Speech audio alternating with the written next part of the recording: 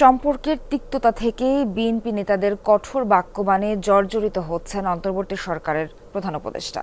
রাজনৈতিক বিশ্লেষক ডক্টর সাব্বির আহমেদের মতে সরাসরি ডক্টর ইউনূসকে নিয়েই নেতাদের কঠোর বক্তব্য চাপ প্রয়োগেরই কৌশল।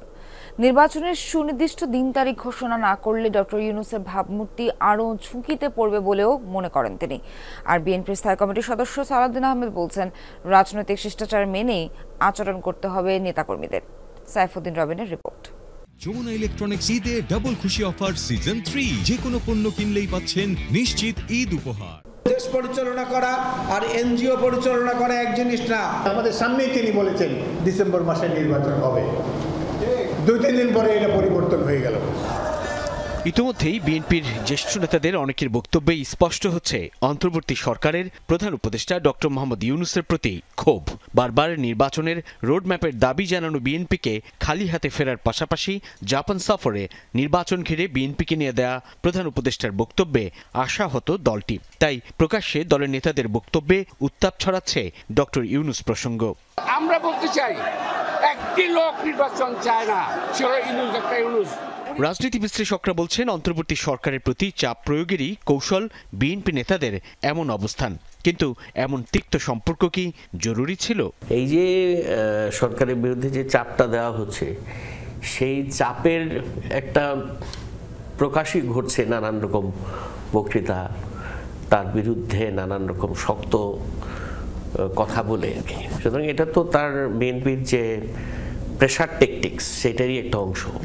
বিএনপির স্থায়ী কমিটির সদস্য সালাউদ্দিন আহমেদ বলছেন, এখনও প্রধান উপদেষ্টার প্রতি আস্থা রাখতে চান তারা। আমাদের যে পর্যায়ের নেতৃত্বই যেভাবেই কথা বলুন না কেন, অতি অবশ্যই রাজনৈতিক শিষ্টাচার মেনটেন করে কথা বলা উচিত। আমরা মাননীয় প্রধান উপদেষ্টাকে সম্মান করি, ওনার সম্মান অক্ষুণ্ণ থাকুক, সেই জন্যই আমরা বারে বারে ওনাকে তাগাদা দিয়েছি যে আপনার সম্মানে আঘাত লাগে সেরকম কোনো কর্মকাণ্ড যেন সরকারের কর্মকাণ্ডে দৃশ্যমান না হয়। বিএনপি নেতাদের বক্তব্যের সঙ্গে ডক্টর ইউনূসের প্রতি আওয়ামী লীগ সরকারের আচরণ আর বক্তব্যের তুলনাও করেন কেউ কেউ। এই রাজনীতি বিশ্লেষক মনে করেন, রাজনৈতিক দলকে উপেক্ষা করার প্রবণতা থেকে বের না হলে এবং নির্বাচনের রোডম্যাপ ঘোষণা না করলে প্রধান উপদেষ্টাকে নিয়ে আলোচনা সমালোচনা বাড়তেই থাকবে। বিএনপির এই নেতার মতে দল নিরপেক্ষ থাকতে হবে অন্তর্বর্তী সরকারকে। আপনি নিরপেক্ষ নন, অথবা আপনার উপদেষ্টা পরিষদ নিরপেক্ষতা হারিয়েছে, অথবা আপনি সুষ্ঠু গ্রহণযোগ্য নির্বাচনের জন্য কোনো পক্ষপাতিত্ব করছেন, এইরকম কোনো কিছু যেন দৃশ্যমান না হয়। এই কলঙ্ক তিলক নীতি চাই না যে বাংলাদেশের নিরপেক্ষ সরকার যে পক্ষপাতিত্ব করেছে। অ্যাপারেন্টলি মনে হয় যে উনি খুব ডায়লগে বিশ্বাস করেন, কিন্তু আমি মানে উনি ডায়লগের ক্ষেত্রে ইন জেনারেল আমার কাছে মনে হয়েছে রাজনৈতিক দলকে উনি গুরুত্ব দিতে চান না, বাট তিনি তার নিজস্ব একটা দলকে আবার তার পক্ষে রাখতে চান।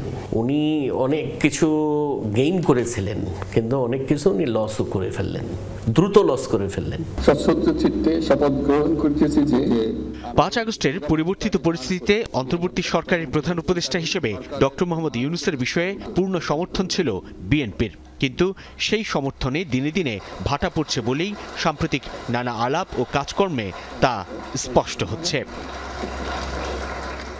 সাইফুদ্দিন রবিন, যমুনা নিউজ, ঢাকা।